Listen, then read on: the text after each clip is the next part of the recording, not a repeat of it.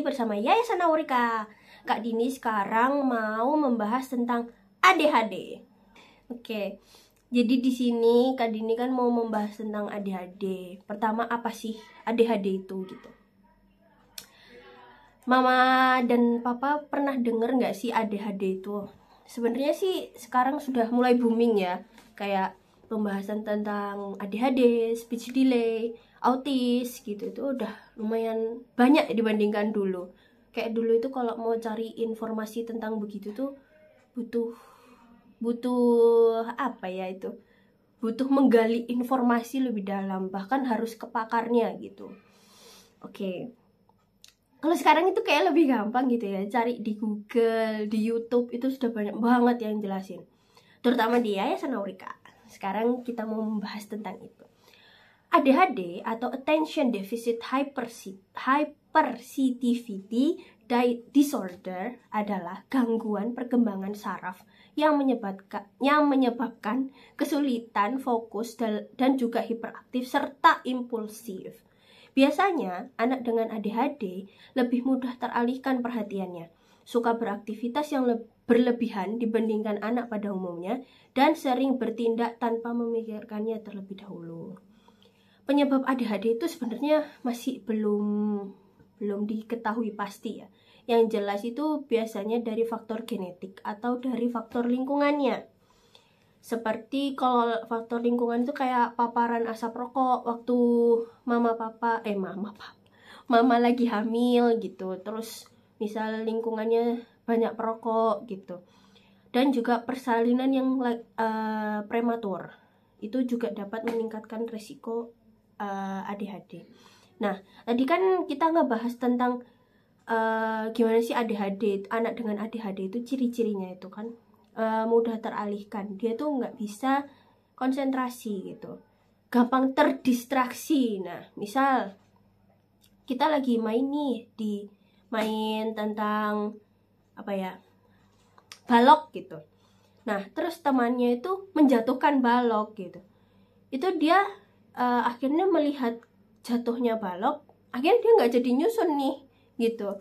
Cuman memang ya anak kecil itu kan memang begitu ya cuman parah terlihat sekali itu ketika memang di usianya itu dia itu tidak bisa bermain di satu permainan gitu aja sih sebenarnya, dan juga hiperaktif, jadi nggak ada capek-capeknya gitu. Itu bisa menjadi ciri-ciri ADHD. Cuman balik lagi, kita tidak bisa langsung mendiagnosis gitu, wah anakku ADHD nih, itu nggak bisa ya kita harus balik lagi ke psikolog atau ke dokter tumbuh kembang atau ke profesional lainnya gitu, karena ya itu hanya ciri-ciri gitu, tapi kan yang ngetes, yang tahu persis itu adalah profesionalnya gitu, pakarnya.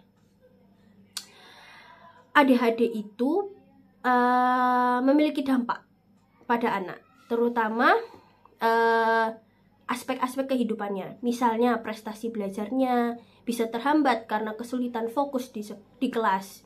Jadi misal dia harusnya mendengarkan guru, ada suara tok tok tok tok tok tok tok tok tok, misal ada tukang gitu ya, di sekolahnya ada perbaikan gitu, dia tuh jadi nggak bisa fokus, dia akhirnya terdistraksi dengan suara tok tok tok itu tadi, tukangnya itu tadi. Akhirnya ya sekolahnya jadi menurun gitu kan, karena dia nggak mendengarkan gurunya. Itu juga bisa. Terus mereka juga bisa mengalami permasalahan dalam sosial gitu. Jadi mungkin karena teman-temannya itu menurut dia kurang asik gitu ya, kok mainannya itu aja gitu. Atau mungkin juga dia asik sendiri lebih tepatnya, jadi dia punya dunianya sendiri. Itu tuh juga bisa masuk ke dalam ADHD. Nah, gimana sih cara mengatasi ADHD? Nah, ADHD itu bisa diatasi dengan cara yang lumayan, ada caranya. Pertama, terapi perilaku. Yang kedua itu bisa obat, dan yang ketiga itu kombinasi, jadi antara terapi dan juga obat. Nah, ini tuh penting banget, karena kita juga nggak bisa selalu dokter itu langsung ngasih obat gitu juga, nggak mesti. Tapi yang jelas kalau terapi itu masih bisa untuk diterapkan, tapi balik lagi harus konsultasi ke dokter. Gimana dokternya memberikan diagnosis, gimana dokternya memberikan dosis obat yang tepat gitu. Terapinya butuh berapa kali, begitu sih. Lalu tips untuk orang tua ya, terkait anak yang memiliki ADHD gitu. Pastikan mama-mama kayak, ini anak saya nih ADHD gitu, kira-kira kalau di rumah tipsnya apa ya, gitu. Atau kalau mama-mama bingung gitu, kok kayaknya anak saya ini ada indikasi ke arah sana gitu, baiknya gimana. Nah, kalau untuk mama-mama yang sudah tahu anaknya itu ADHD, mungkin ada tips yang bisa dilakukan untuk membantu mereka, yaitu dengan ciptakan lingkungan yang positif gitu dan terstruktur.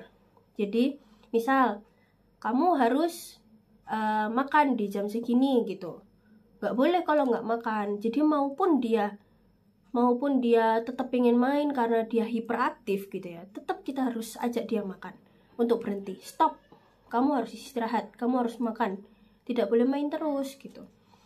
Atau rutinitas yang jelas, ya itu tadi disiplin, rutinitas yang jelas. Kamu makan, habis makan kamu sekolah kamu pulang sekolah istirahat, bukan main. Setelah istirahat kamu boleh main 1 jam 2 jam, udah istirahat lagi, kita mau makan, kita mau jalan-jalan atau apa, terserah mama gitu.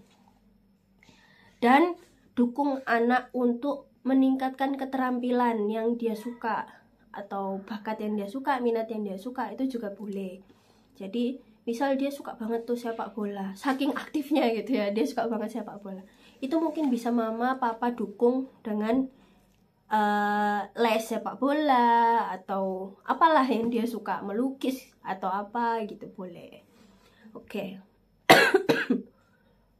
Terus pesan gitu ya, pesan dari saya untuk mama papa gitu, kalau memang anaknya memiliki ADHD, terus berpikir positif dan terus dukung anaknya. Jangan menyerah, karena anak dengan ADHD itu bisa berkembang bisa berkembang, bisa menjadi sosok yang lebih baik bahkan gitu. Karena banyak kok ada orang-orang yang artis itu yang punya ADHD gitu, tapi ya dia menjadi artis dan sukses gitu. Jadi anak yang memiliki ADHD itu belum tentu tidak sukses, bisa sukses selama kita sebagai orang tua juga mendukung anak supaya dia mau bertumbuh kembang menjadi yang lebih baik. Begitu saja sih dari saya gitu ya. Jangan lupa buat like, komen, dan juga subscribe Yayasan Aurika. Dadah.